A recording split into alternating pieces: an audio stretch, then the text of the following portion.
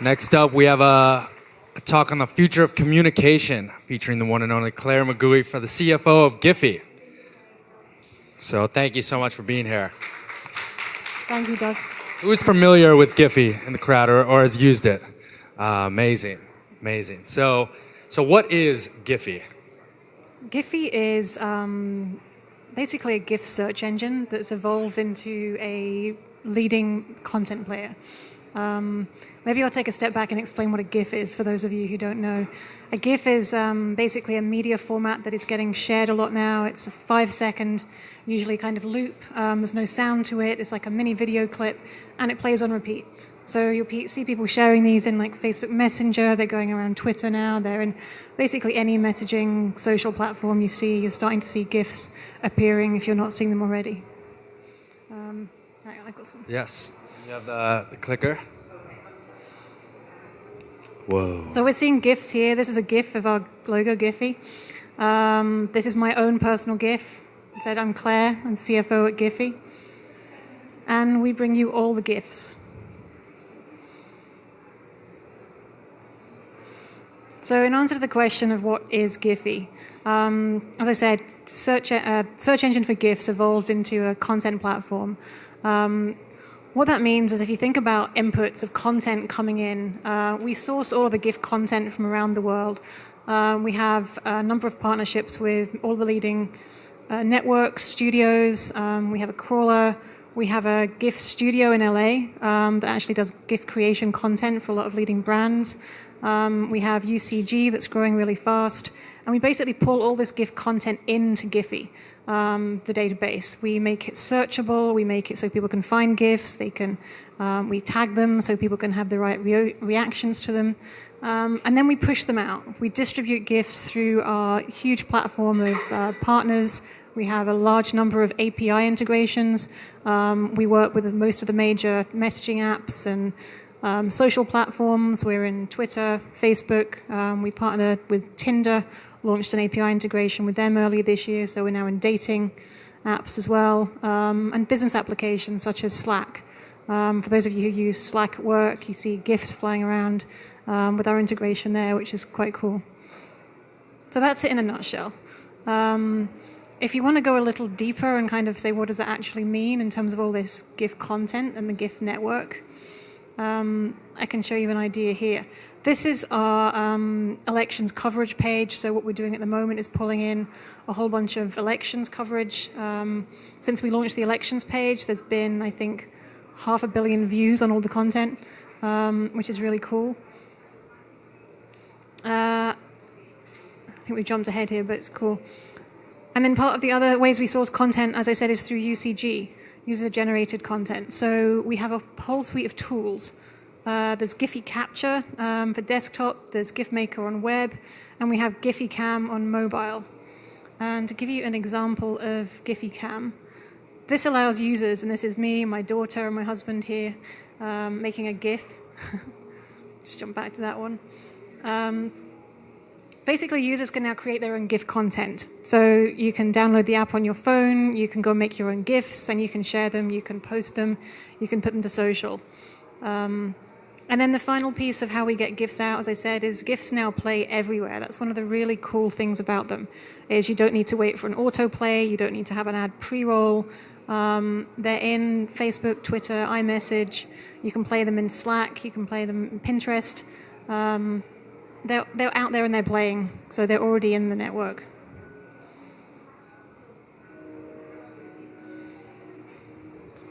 GIF possibilities are endless. Yeah. So I just touch on some numbers to give you an idea of Giphy and the kind of scale we're at now. We launched in 2013, so we've been going a little over 3 years now. We're currently doing about 150 million, actually it's exceeded that, this slide's a little out of date, 150 million uniques a month across our embeds and our web traffic. And in terms of GIFs served, we have served up in the 3 years and a bit 500 billion, half a trillion. Half a trillion half GIFs. a trillion GIFs, which is quite a lot of GIFs. So I guess that settles the age-old question of GIF or GIF. So Yes. it is official. It is GIF. We call it GIF. The guy who invented the GIF, Steve Wilhite, he called it GIF. Maybe we can ask the Really? audience. So, So who calls it GIF? Show of hands. And GIF on the other side? okay, it looks like Okay. GIF wins. So Steve, he invented the GIF. It was 1987. Our context is that things have changed a bit since 1987. Just a We bit. call it just a bit. It was named GIF like the peanut butter. As I said, things have changed. The way we use GIFs has changed. The technology's changed. This is how we used to work out in 1987. And we're Giphy with the hard G, like GIF. Hard G. Hard G. So why are GIFs now the future of communication? And how do they play a role in communication? So I think the thing about a GIF is that it's so visually compelling. When you see this moving image, it's something that people can resonate with. It can be interpreted very easily, very fast. People can connect with it, and they don't have to read a huge bunch of words and text to go and try and translate what it means.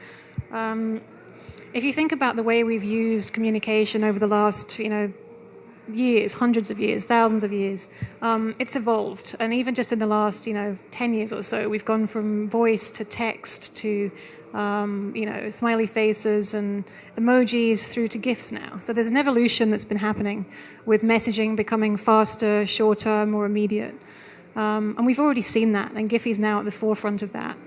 Also, how we communicate is changing. You think about communication platforms such as social, messaging platforms, business platforms such as Slack I mentioned, and even dating platforms. Everything is changing.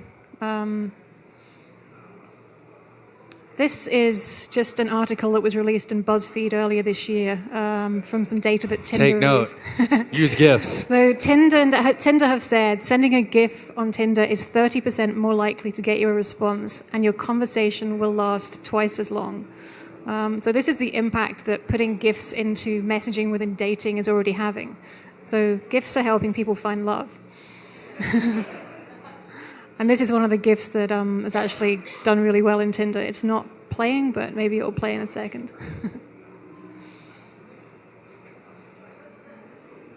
And the final piece is why GIFs come into communication. We can go back to that one. Take it back one slide. Slides are being a bit sticky. Anyway, so attention spans are shortening. So as we know, everybody's now just wanting things more immediately. And this was an article that came out last year after a study that Microsoft reported. They said the average human attention span has fallen from 12 seconds in 2000 to just 8 seconds in 2015.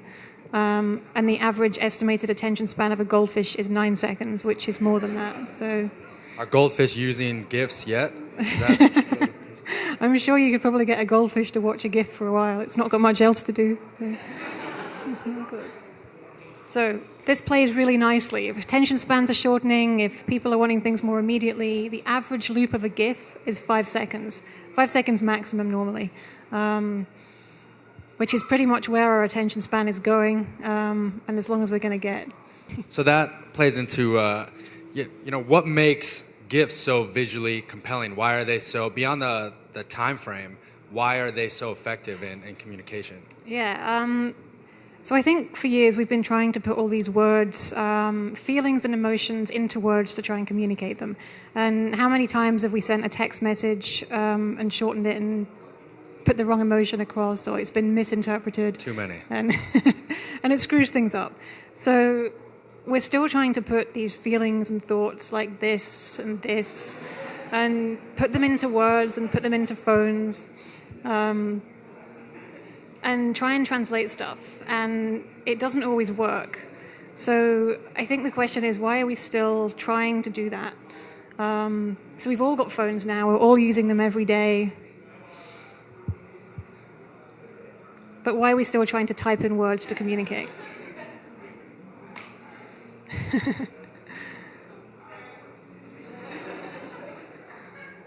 It's like, we don't know. So there's other ways now. How can you express that in words if you were trying to communicate that emotion? You couldn't fit it in a text message.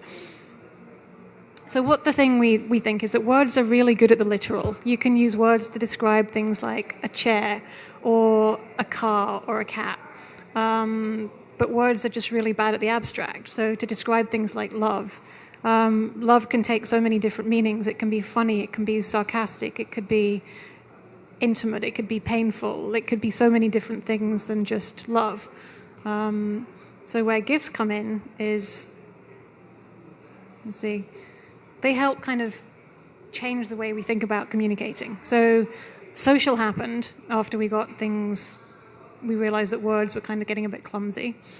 And everybody's on their phones, we're all texting all the time, we're all on Snapchat and Twitter and Facebook and all the other platforms, and there's just not enough time to condense everything and put them into these words and write long messages and wait for ad pre-rolls on video links and click through on links to go and see full articles like my mother sends me at least 3 times a week.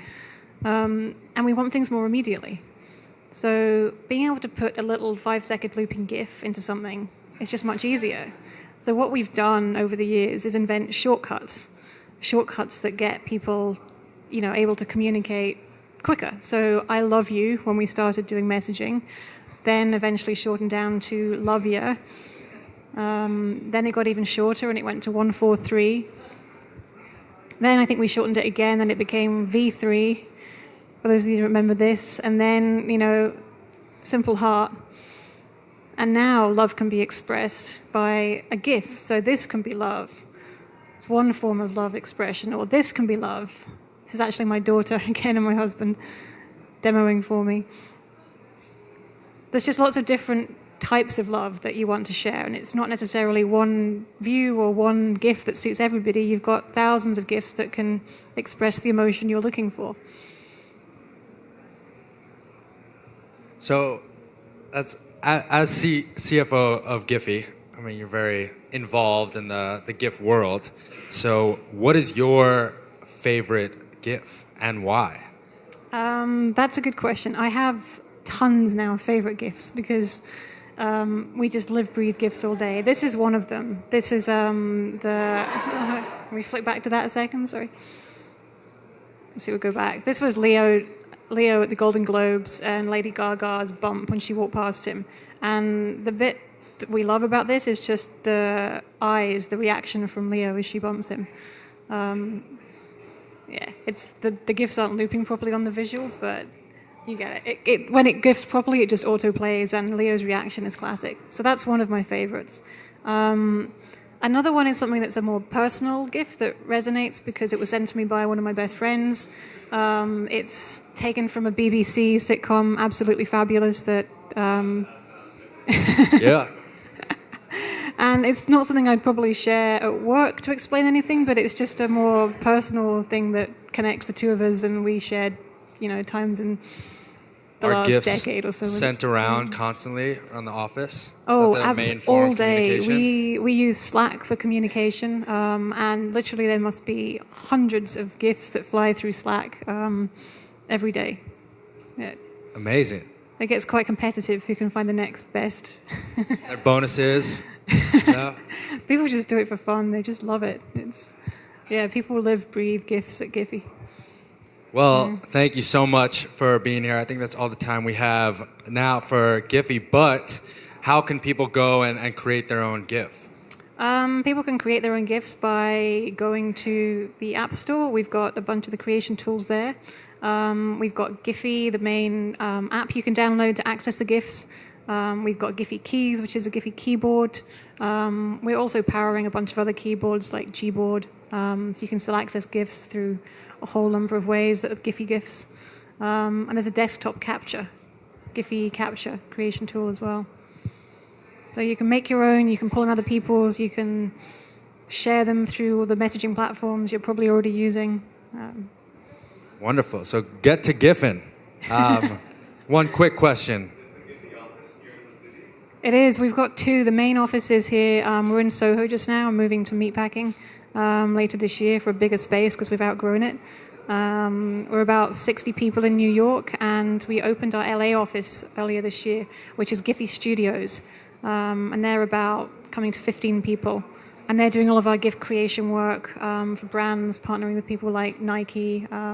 We did a campaign for Weezer for their album launch. That's the creation side. Great, great. Well, thank you so much again for being here. It was Cool. awesome. Thank you, Doug.